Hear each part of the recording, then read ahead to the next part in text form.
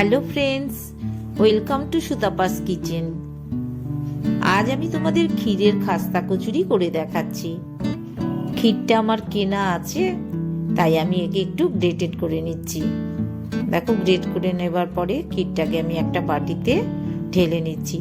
তোমাদের যাতে কেনা ক্ষীর থাকবে না, তোমরা বাড়িতে একটু দুধ দিয়ে কিন্তু ক্ষীর বানিয়েই নিতে পারো। এবার এই ক্ষীরের সাথে হাফ চামচ মতন আমি দারচিনি পাউডার মিশিয়ে দিলাম। 1 চামচ মতন ঘি মেল্ট করে মিশিয়ে দিয়েছি। বড় চামচের 1 চামচ মধু মিশিয়ে দিলাম। এবার একটু ভালো করে মাখিয়ে নিচ্ছি। একটু চামচটা দিয়ে প্রেস করে নিয়ে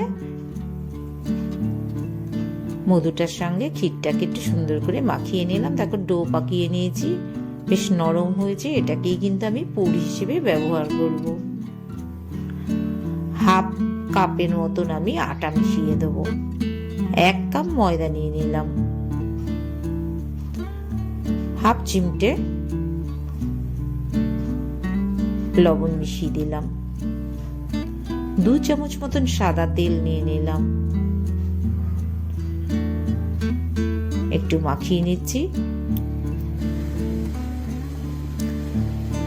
1/3 চামচের মতন বেকিং পাউডার মিশিয়ে দিলাম। এই দেখো, হাত দিয়ে দেখাচ্ছি তোমাদের। এই পর্যায়ে থাকলে বুঝতে হবে যে তেলের পরিমাণটা ঠিক আছে। এবার অল্প অল্প করে জল মিশিয়ে আমি কিন্তু ময়দাটা মেখে নেব। আমার কিন্তু ময়দা মাখা রেডি হয়ে গেছে। এবার এটাকে আমি 15 মিনিট মতন ঢেকে রেখেছিলাম। দেখো, ময়দাটা বেশ সফট হয়েছে। লেচি কেটে নিলাম ময়দাটার। এদিকে ক্ষীরের যে ডোটা রয়েছে সেটাকেও আমি একইভাবে ছোট ছোট করে লেচি কেটে নিয়েছি। এবার ময়দার যে লেচিগুলো সেগুলোকে আমি কচুরির জন্য রেডি করছি। মাঝখানে আমি ক্ষীরের পুরটা ভরে দিচ্ছি। ক্ষীরটা একটু বড় আছে, একটু তার জন্য আমি মাঝখানটা আগে একটু শেপ দিয়ে নিলাম। হ্যাঁ, একটু চেপে দিয়ে নিয়েছি। এবার 2 সাইড থেকে আমি কচুরির মুখটা বন্ধ করে দিচ্ছি।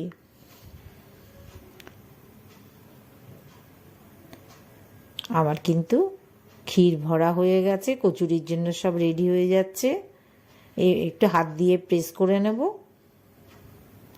একইভাবে সবকটাকেই ক্ষীর ভরে নিয়ে আমি কচুরির জন্য রেডি করে নিচ্ছি। দেখো, আমি হাত দিয়ে চেপে চেপে খাস্তার জন্য রেডি করছি। খুব বেশি কিন্তু জোরে চাপ দেবে না, তাহলে কিন্তু ফেটে পুরটা বেরিয়ে চলে আসবে। আস্তে আস্তে করে প্রেসার দেবে। আর ঠিক এই সাইজে তৈরি হবে, তাতে কচুরিটা বেশ খাস্তা হবে, আবার নরমও হবে। আমার কিন্তু খাস্তার জন্য সবকটা রেডি হয়ে যাচ্ছে।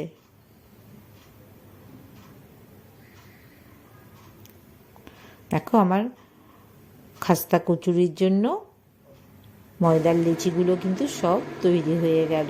এবার তেলের মধ্যে আস্তে আস্তে করে কচুরিগুলো ছেড়ে দিতে হবে। এই ক্ষেত্রে কিন্তু গ্যাসটা অবশ্যই তোমরা মিডিয়াম ফ্লেমে রাখবে।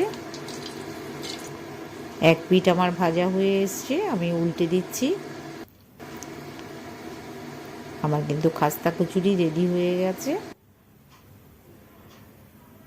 খাস্তা দেখো, সবকটাই আমার কচুরিগুলো রেডি হয়ে গেছে। বন্ধুরা, তোমাদের যদি আমার এই রেসিপিটা পছন্দ হয় তবে তোমরা অবশ্যই সুতপাস কিচেন তোমরা সাবস্ক্রাইব করো, লাইক শেয়ার করতে কিন্তু তোমরা ভুলো না। নতুন নতুন রেসিপির সন্ধান দিও। ভালো থেকো।